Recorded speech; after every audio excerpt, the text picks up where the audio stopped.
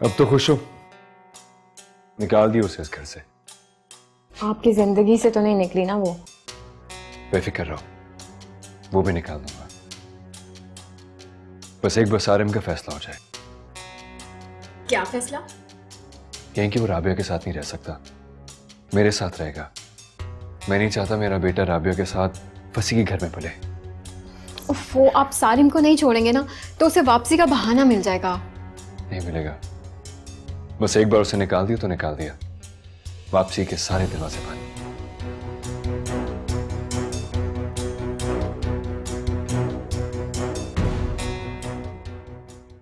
तुम चाहे सारिम को जितना भी मेरे खिलाफ कर दो, वो मुझे कभी नहीं छोड़ेगा, क्योंकि वो अच्छे तरीके से जानता है कि मेरे पास वो सब कुछ है जो तुम उसे नहीं दे सकती। तुम क्या समझती हो, उल्टी सीधी बातें करके सारिम को मेरे खिलाफ कर लोगी?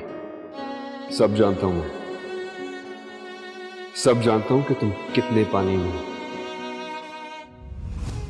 तुम्हारी इन्हीं हरकतों ने कभी मुझे तुम्हारे करीब नहीं आने दिया। मुझे हमेशा से कॉन्फिडेंट बीवियां पसंद थी, और अम्मी ने तुम्हारा इंतखाब किया। वो बीवियां जो हर वक्त खादमा की तरह अपने शौहरों की खिदमतें करती रहीं, कभी भी मेरी आइडियल नहीं थी। इसीलिए तुम्हारी खिदमतें मेरा दिल नहीं जीत सकी। मुझे जो कुछ एक बीवी में चाहिए वो सब कुछ ईमान में है, इसीलिए उसे शादी कर रहा हूं।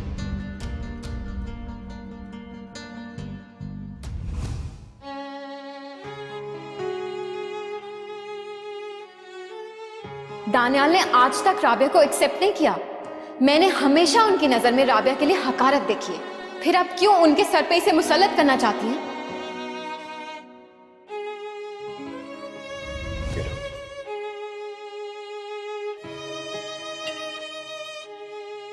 रुक क्यों गई? रख दो। और चाय कौन बनाएगा?